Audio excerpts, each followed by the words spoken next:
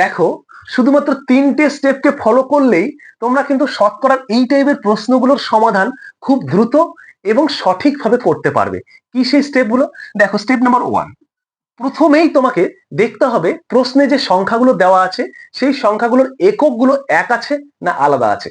যেমন question number 1-এ দেখো 50 টাকা 125 টাকা, দুটোই টাকা আছে, তার মানে এককগুলো একই আছে। কোশ্চেন নাম্বার 2-এ দেখো 50 পয়সা আর 4 টাকা, একটা পয়সা আছে একটা টাকা আছে, এককগুলো এক নেই। তাহলে কি করতে হবে? প্রথমে দেখতে হবে সংখ্যাগুলোর একক এক আছে না আলাদা আছে। যদি আলাদা থাকে তাহলে তোমাকে এক করতে হবে। এটা হলো স্টেপ নাম্বার 1। স্টেপ নাম্বার 2 কি?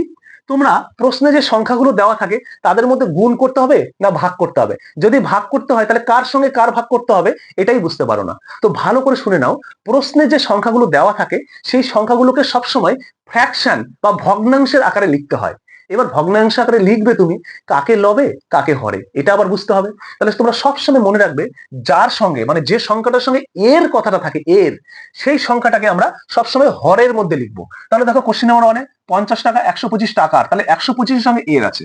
তারপর 2 নম্বর কোশ্চেন দেখো 50 পয়সা 4 টাকার, 4-এর সঙ্গে এর আছে। তাহলে যার সঙ্গে এর কথাটা থাকবে তাকে হরে লিখবো আর বাকিটাকে উপরে লিখবো মানে লবে লিখবো। যেমন 1 নম্বর কোশ্চেনের ক্ষেত্রে 125 কে কি লিখবো? হরে, আর 50 কে লিখবো লবে। এটা হলো স্টেপ নাম্বার 2। স্টেপ নাম্বার 3 কি করবে? আমাকে শতকরায় করতে বলেছে, সেই জন্য শতকরা নিয়ে আসতে হবে।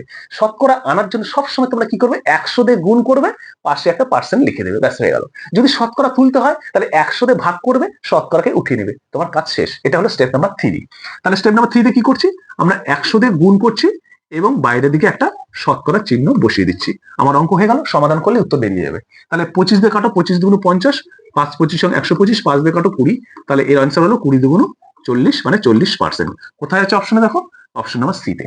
কোশ্চেন নাম্বার 2 তে দেখো 50 পয়সা 4 টাকা, তাহলে 50 পয়সা, এটা পয়সা আছে আর 4টা টাকা আছে, এক করে নাও আগে। তাহলে 50 পয়সা 4 থেকে টাকা থেকে পয়সায় করব, তার মানে 400 পয়সা। তাহলে আমি কি করব? 4-এর সঙ্গে এর ছিল, সেই জন্য 4টাকে আমি নিচে লিখবো মানে 400 পয়সা, আর 50 পয়সাটাকে আমি উপরে লিখবো। আমি কি করব? গুণ করব কত দিয়ে? 100 দিয়ে। আমি কি করব? একটা শতকরা বাইরে লিখবো। দুটো শূন্য কেটে গেল, 4 দিয়ে 50 কে কাটলে 12.5 হলো, তাহলে 12.5%। এর আনসার সঠিক হলো সি নাম্বার। যদি বুঝে গেছো তাহলে 3 নাম্বার প্রশ্নটার সঠিক উত্তর কি হবে প্রত্যেকে কমেন্ট করে জানাবে। ভালো লাগলে ভিডিওতে একটা লাইক করে দেবে, বন্ধুদের সঙ্গে শেয়ার করে দেবে। সকলকে ধন্যবাদ।